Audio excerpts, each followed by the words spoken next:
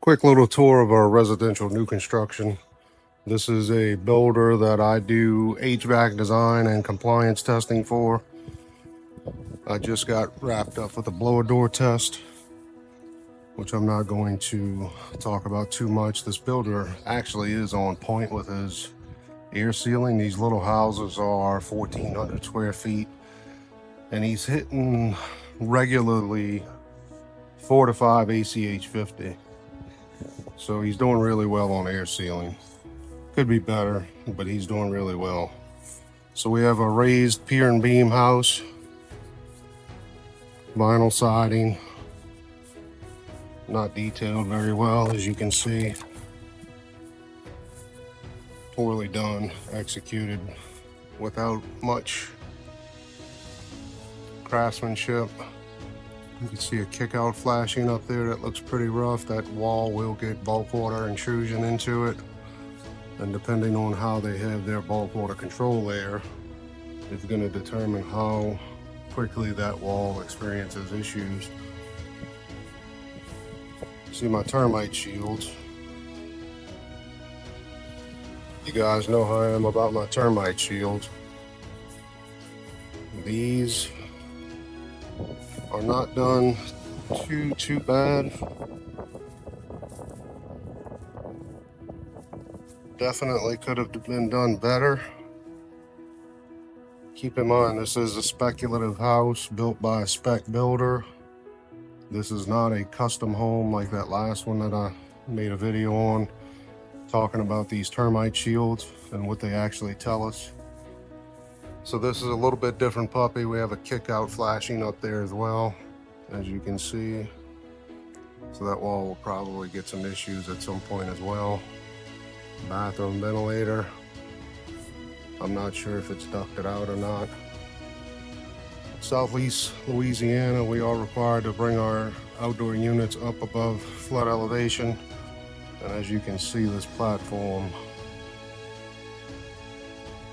was not executed very well at all. It was obviously just thrown together rather quickly. No craftsmanship, no workmanship whatsoever.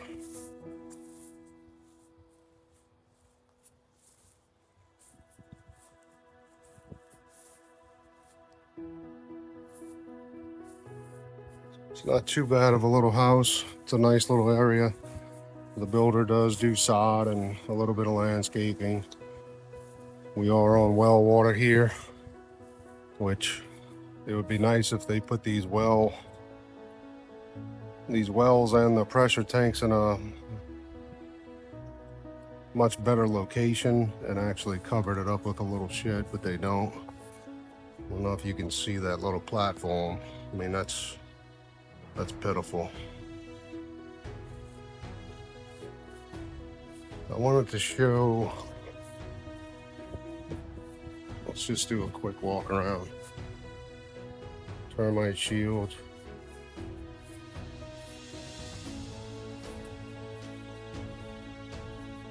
Anytime you see a 3/4 inch PVC pipe coming out, that's typically your HVAC, emergency condensate overflow. So if you ever see water coming through there, coming out of there, that's an issue.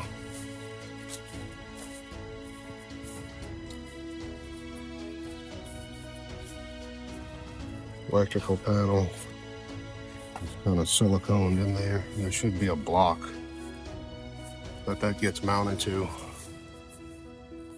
So there's silicone on the sides, but not the top. There's nothing on the bottom, thank goodness. So this vinyl siding should have a starter strip instead of a J-channel. That J-channel is going to catch debris and hold water. They did drill holes in it, but it's still going to fill up with debris, leaves and whatnot. They do a limestone driveway. Like I said, this is just a spec house. But I wanted to show this. This is critical. This is a building science principle that should be adhered to, that most builders do not consider. They don't understand for whatever reason. They're just ignorant to it. I don't know. We have a luxury vinyl plank flooring in the home. Typically, this vinyl plank flooring is installed with a vapor barrier under it. I don't know why, but it is common. Regardless, I haven't checked the permeability of luxury vinyl flooring lately, but if I'm not mistaken, it is a vapor barrier. Okay, so what's the problem with a vapor barrier on the inside of the home? The vapor barrier, this floor, is going to follow the temperature of the house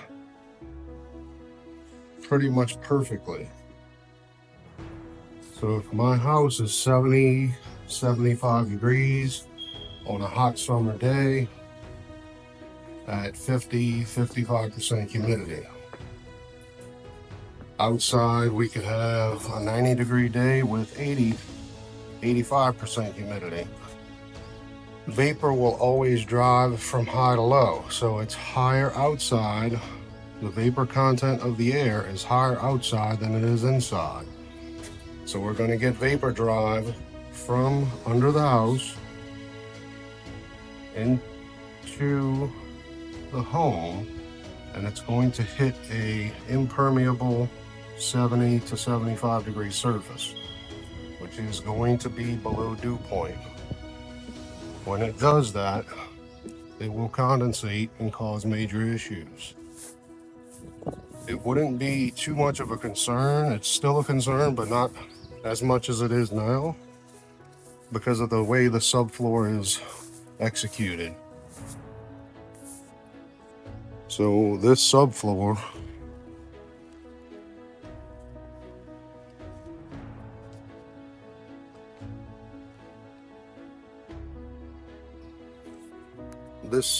I'm under the house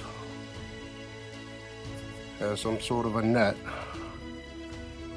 with a fiberglass insulation facing the inside. I'm not sure if that is paper faced or not.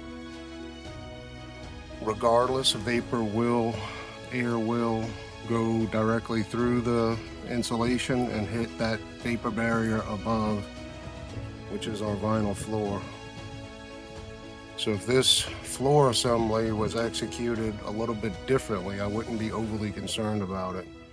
But the way this assembly is done, this house is destined for major issues, and it is a new construction house. Sadly, the new homeowners will be completely unaware of it. And I don't know if you can tell, we have microbial growth on this floor, on the floor rafters already. The floor joists are pretty much covered with microbial growth already. So this is a building science principle that should not be taken lightly. Should be taken more seriously than what it is. But who suffers the effects of it? You do.